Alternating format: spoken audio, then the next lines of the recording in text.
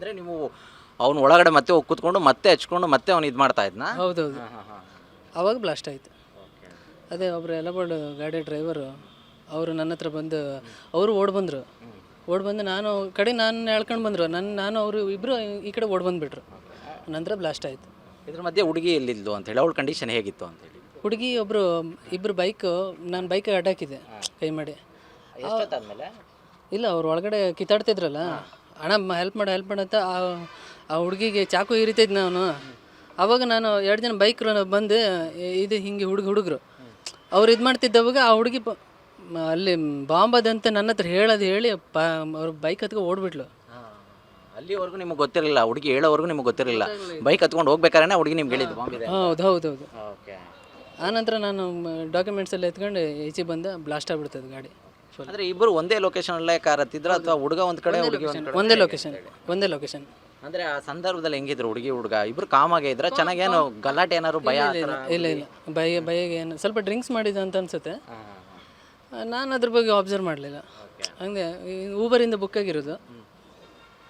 So ಸುಮಾರು ಅಲ್ಲಿಂದ ಇಲ್ಲಿಗೆ ಬರೋದಕ್ಕೆ ಕಡಿಮೆ ಅಂದ್ರೂ 1.5 ಗಂಟೆ ಬೇಕಾಗುತ್ತೆ.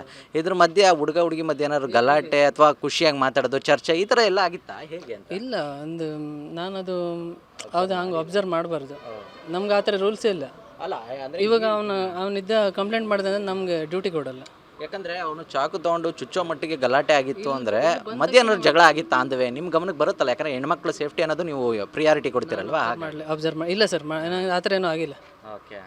ಸೊ ಇಲ್ಲಿಗೆ ಬಂದಾಗಲೇ ಆ ರೀತಿ ಗಲಾಟೆ ಆಗಿರೋದು, ಅಲ್ಲಿವರೆಗೂ ನಿಮ್ಗೆ ಗೊತ್ತಿರಲಿಲ್ಲ. ಓಕೆ. ಇನ್ನು ಹುಡುಗ ಏನು ತಂದಿದ್ನಾ? ಬ್ಯಾಗ್ ತಂದಿದ್ನಾ? ಬ್ಯಾಗಲ್ಲಿ ಏನಾದ್ರು ಬ್ಯಾಗ್ ಇತ್ತು ಅಷ್ಟೇ.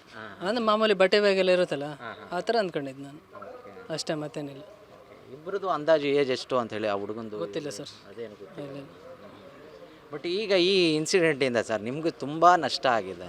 ಇದ್ರ ಮಧ್ಯೆ ಆ ಹುಡುಗಿ ಕೂಡ ಸೇವ್ ಮಾಡಿದ್ದೀರಾ, ಅದನ್ನು ಯೋಚನೆ ಬಿಟ್ಟು ನಿಮ್ಗೇನು ಸಮಸ್ಯೆ, ಏನು ಲಾಸ್ ಆಯಿತು ಸರ್? ನಂದು ಮೇಲಿನದಾಗಿ ಗಾಡಿ ಲೋನ್ ಅಂದರೆ ಮಿಸ್ಸಸ್ದು ಗೋಲ್ಡ್ ಇಟ್ಟು ಗಾಡಿ ಇದು ಮಾಡಿರೋದು, ಅದೊಂದು ಏನಾರು ಇದು ಮಾಡ್ಕೊಡ್ಬೇಕು ಸರ್. ಆದರೂ ಸರ್ ನೀವು ಅಷ್ಟೆಲ್ಲ ಮಾಡಿದ್ದೀರಾ, ಹುಡುಗಿ ಅಂಥ ಸಂದರ್ಭ ಬಂದಾಗ ಅವ್ರನ್ನ ರಕ್ಷಣೆ ಕೂಡ ಮಾಡಿದ್ದೀರಾ, ಒಳ್ಳೆ ಕೆಲಸ. ಇದ್ರ ಬಗ್ಗೆ ಏನು ಹೇಳ್ತೀರಾ? ಅದ್ರ ಬಗ್ಗೆ ಏನು ಹೇಳೋಣ ಸರ್, ಆತ್ಮತೃಪ್ತಿ ಇದೆಯಾ? ಚೆನ್ನಾಗಿ ಕೆಲಸ ಮಾಡಿದ್ದೀನಿ ಅಂತ ಗೊತ್ತು. ಗಾಡಿ ಇಷ್ಟೆಲ್ಲ ಆದರೂ ಕೂಡ ಒಂದು ರಕ್ಷಣೆ ಮಾಡಿದ್ದೀನಿ. ಹೌದೌದು, ಒಂದು ಜೀವ ಉಳಿಸಿದ್ದೀನಿ. ಸೊ ಹಂಗಾಗಿ ನೀವೇನಂತ ಒತ್ತಾಯ ಮಾಡ್ತೀರಾ ಸರ್ ಇದ್ರ ಮಧ್ಯೆ ಅಂದರೆ ಈ ಥರ ಎಲ್ಲಿ ಇದು ಮಾಡಿದ್ದಾರೆ ಅಲ್ಲೆಲ್ಲ ತನಿಖೆ ಮಾಡಬೇಕಂತ ನಾವು ಪೊಲೀಸ್ ಹತ್ರ ಕೇಳ್ತೀನಿ. ಗಾಡಿದು ಮತ್ತು ಎಲ್ಲಿ ಅವ್ರನ್ನ ಎಲ್ಲಿ ತಂದಿದ್ದಾನೆ ನೋಡಿ ಅಲ್ಲಿವರೆಗೂ ತನಿಖೆ ಮಾಡಬೇಕಂತ ನಾನು ಹೇಳ್ತೀನಿ. ಬಾಂಬ್ ಇನ್ನೂ ಇತ್ತ ಒಳಗಡೆ? ಏನೋ ಗೊತ್ತಿಲ್ಲ ಸರ್. ಥ್ಯಾಂಕ್ಸ್. ಸರಿ, ಓಕೆ. ಇದಿಷ್ಟು ಕೂಡ ಚಾಲಕ ಪ್ರವೀಣ್ನ ಮಾತು. ಆತ ನೋಡಿದಂತಹ ಘಟನೆ ಏನಾಗಿತ್ತು, ನಿಜಕ್ಕೂ ಕೂಡ ಆತನಿಗೆ ಶಾಕ್ ಆಗಿದೆ. ಬೆಂಗಳೂರಿಂದ ಪಿಕ್ ಮಾಡಿಕೊಂಡು ಬರುವಾಗ 1.5 ಗಂಟೆ ಯಾವುದೇ ಸಮಸ್ಯೆ ಆಗಿರಲಿಲ್ಲ. ಆದರೆ ಒಂದು ಕಡೆ ಪೆಟ್ರೋಲ್ ಬಂಕಲ್ಲಿ ಗಾಡಿ ನಿಲ್ಲಿಸಿ ಪೆಟ್ರೋಲನ್ನು ಹಾಕಿಸ್ಕೊಂಡು ನಂತರದಲ್ಲಿ ಗಾಡಿ ಓಡಿಸುವಂಥ ಸಂದರ್ಭದಲ್ಲಿ ಕೆಲವೇ ನಿಮಿಷಗಳಲ್ಲಿ ಆಗಂತಹ ಒಂದು ಘಟನೆಯ ನಡುವೆ ಈ ರೀತಿಯಾದಂಥ ಒಂದು ದುರ್ಘಟನೆ ನಡೆದಿದೆ ಅನ್ನುವಂಥದ್ದನ್ನು ಹೇಳ್ತಾ ಇದ್ದಾರೆ. ಕ್ಯಾಮರಾ ಪರ್ಸನ್ ಸೋಮಶೇಖರ್ ಜೊತೆ ಜಗದೀಶ್, TV9 ತುಮಕೂರು.